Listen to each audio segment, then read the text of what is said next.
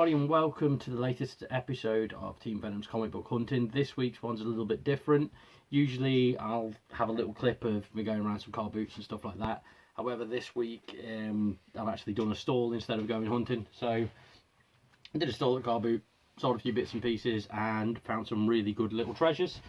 Not enough to generally do one of these videos, but still some cool stuff that I wouldn't mind showing off. So basically, two things my son found for me, which is brilliant. So my son found me issue 4 of TMNT from Mirage, which is pretty cool because this is from 2002, so it's before IDW did the relaunch of them. So I'm quite looking forward to properly reading this, and it's done in the old sort of black and white noir style, as you can see from there. Pretty damn cool. So there's that. The other thing that my lad found was issue 1 of Universal Soldier, with wonderfully Dolph Lundgren on the front there. But yeah, so another obscure comic that's pretty cool to see. And that's my son found those while he was wandering around. The next 5 items I got from the same stall. They're all pretty damn cool, and it's pretty much the extent of my purchases. But they're all X-Men related, which is awesome. So the first thing I got was Deadpool Sins of the Past, which collects the very first 4 issues of Deadpool.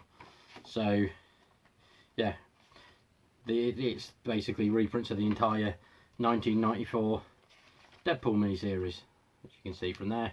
The art is beautiful. Let's bring that up a bit closer. And yeah, so that's one of them. The other thing I picked up, and I'm really happy with this, is Sabretooth in the Red Zone, which is a special holofoil cover. I actually owned this when I was a child. I got it as part of a set of X-Men comics in the 90s, which had all the couple of Uncanny X-Men issues leading up to this.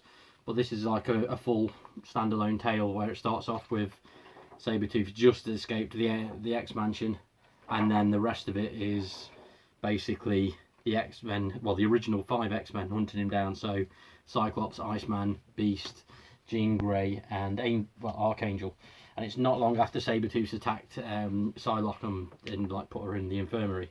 So it's pretty cool. And as I say, it was one that I had as a child. And they sort of kill Sabretooth off at the end of it, but because of his healing factor, he ended up fine. Because comics. Anyway, so that was on there. I'll be honest, that's one of the things that I'm most happy with. Everything else is stuff that I wanted as well, which is cool. So I've got Uncanny X-Men Broken by Brian Michael Bendis. I found one of these a few weeks back, which I pointed out on one of these videos. So it's pretty cool to have another one of those. So I'm hoping that I eventually end up finding the run by default at Car Boots, because that would be pretty cool. Speaking of finding the runs at Car Boots, I also had volume 1 of these. This is volume 3. And it's the complete collection by Matt Fraction of Uncanny X-Men. And this is particularly cool because it's when Magneto joins the X-Men, and he's been a member since then, since this point. And also brings Kitty Pryde back to Earth because she was trapped inside a giant metal bullet hurling through space, as per the end of the Astonishing X-Men run by Josh Whedon. And as I say, this is the book where they bring her back from all of that. So that's pretty cool to have. And last but not least, X-Men Messiah Complex. Oh, by the way, all these X-Men ones were £1 each, which is amazing. Yeah, so X-Men Messiah Complex was not long after House of M, and essentially there was a point in time where there were no new mutants, and lots of mutants got depowered as the result of Wanda doing a whole No More Mutants spiel. And Messiah Complex was the first mutant birth since House of M, so it's treated as a big deal, and they did a whole event around it. They had the Purifiers and the Marauders and the Acolytes all going after this mutant baby, and in the end Cable grabs the child, jumps into the future, and then brings her back for an event called Second Coming. And then she becomes a prominent figure in the X-Men community called Hope, her name is. But yeah, so this was how that all kicks off. It's great, and the coolest thing is I'm now hitting the point where, because of finding all these Uncanny X-Men and stuff, and these sorts of books that I've been showing you on these videos, I'm quickly hitting the point where I've almost got a 20-year run of X-Men comics in graphic novel form, which is awesome. So I've got all the, because I already have all like the Grant Morrison stuff on New X-Men. I've got all of the Uncanny X-Men stuff that went alongside that by Chuck Austin, and the stuff that came before that. And then I had the Astonishing X-Men stuff. I had the Rise and Fall of the Shi'ar Empire, those sorts of things. And then the stuff that I've been picking up recently comes on from that point. And I've also, because of how Panini does the UK reprints, I've had most of the House of X stuff as well so far. So I've got like a nice fucking run of Uncanny X-Men comics, which is cool.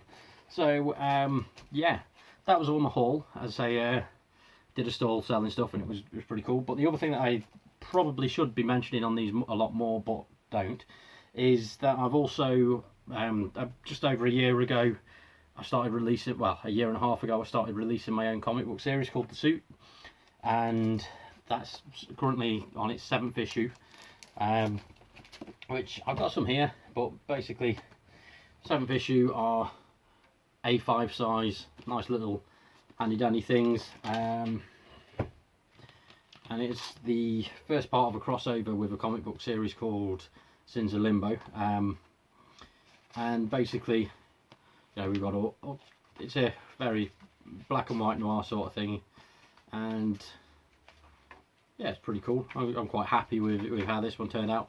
But it's basically, I've had these sat around for a while. I think I've got around 15 copies left of a 50 issue of a 50 copy run. They're on eBay at the moment, as well as the American size Suit issue 1s with a special variant cover.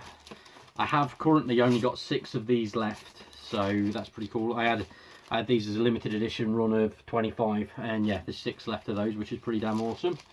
And then I had 100 of the oversized graphic novel collection printed, and I've currently got 10 of these left on there. So if you're interested in reading any of my comic book series, where, as you can tell by the cover from that, the main character is based on my likeness because ego, and you know, obviously if I'm gonna have a comic book done, I want to make sure it looks like me. And yeah, there we go, favorite page. But yeah, 10 of those left, 6 of the issue 1s left.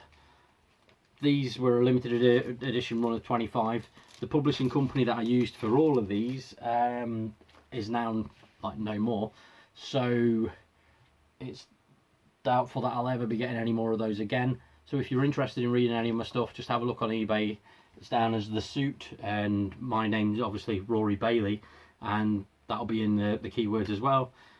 So, you know, feel free to check that out, and that's pretty much it. Thank you for watching. Please remember to like, subscribe, all that sort of stuff. And if you're interested in sci-fi and Star Wars in general, we do have a new Star Wars and sci-fi podcast that's been launched over the last couple of weeks. Episode 2 went live a week ago. Episode 3 is due to be recorded this evening.